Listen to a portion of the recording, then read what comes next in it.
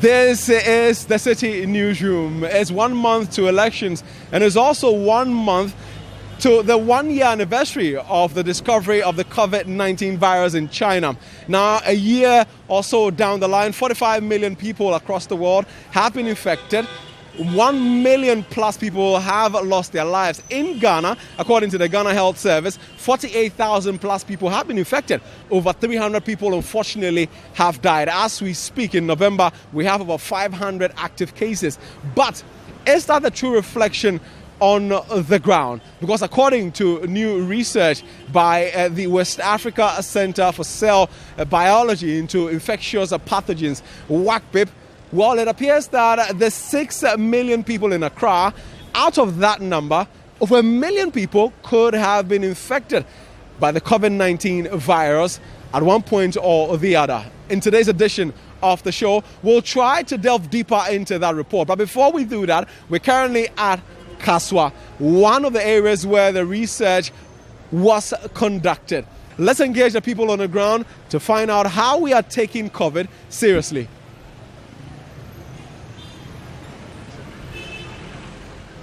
So a cursory look around the market area of Kasoa around the new overhead reveals that it appears 98% of persons are not adhering to the COVID-19 safety protocols.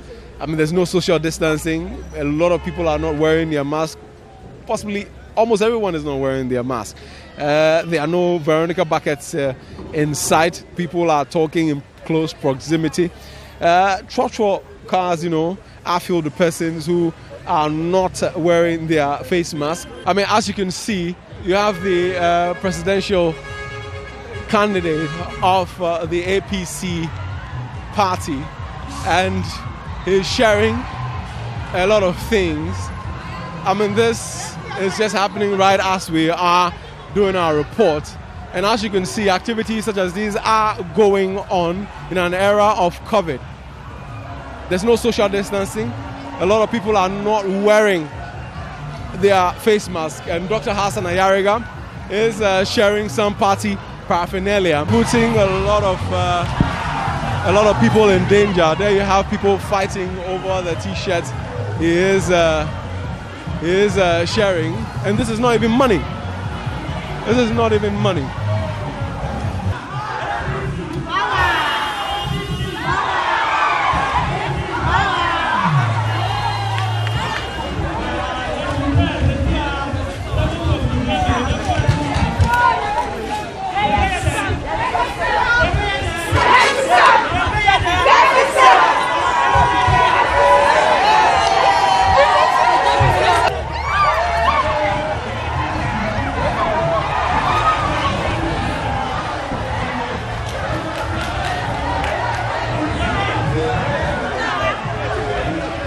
So we're going to try to speak to him.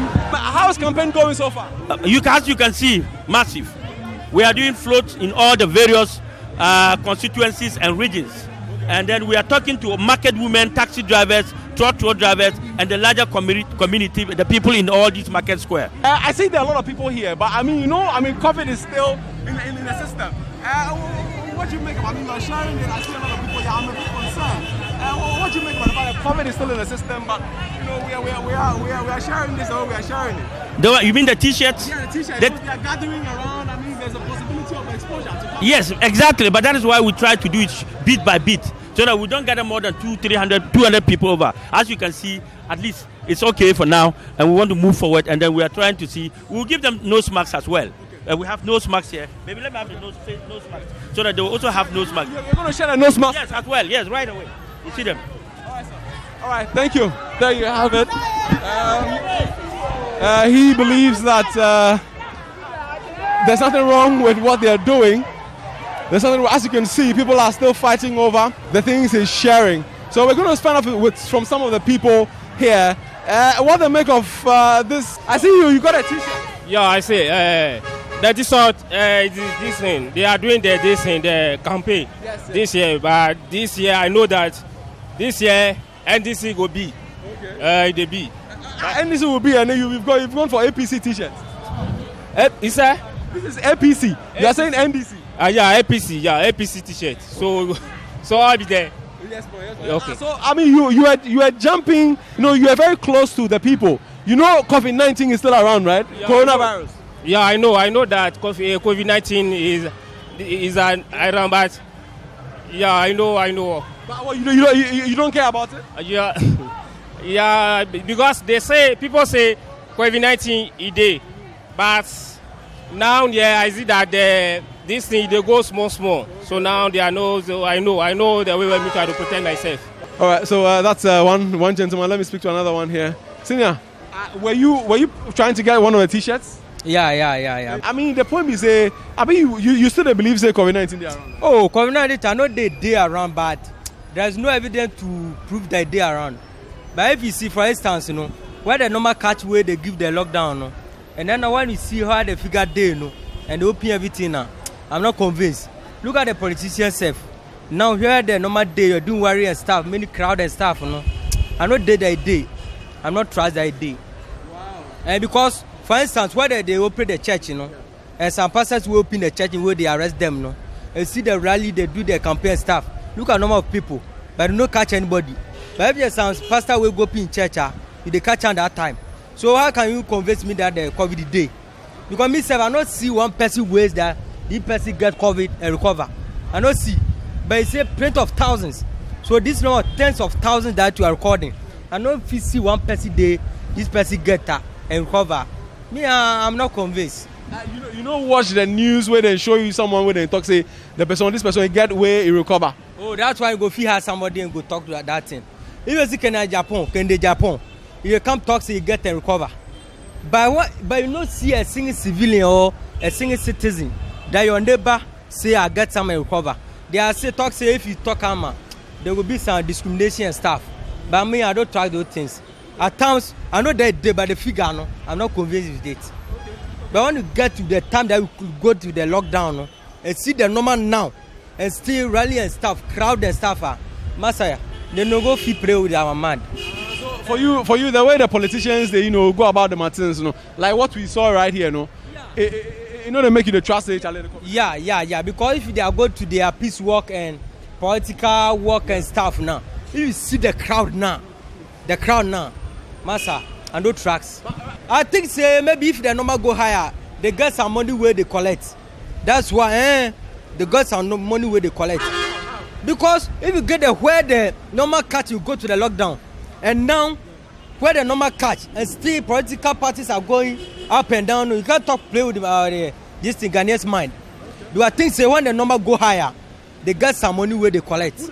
So there you have it. For him, he believes COVID is in the system, but he doesn't believe the numbers that are being recorded. And so you're still watching the Citi Newsroom.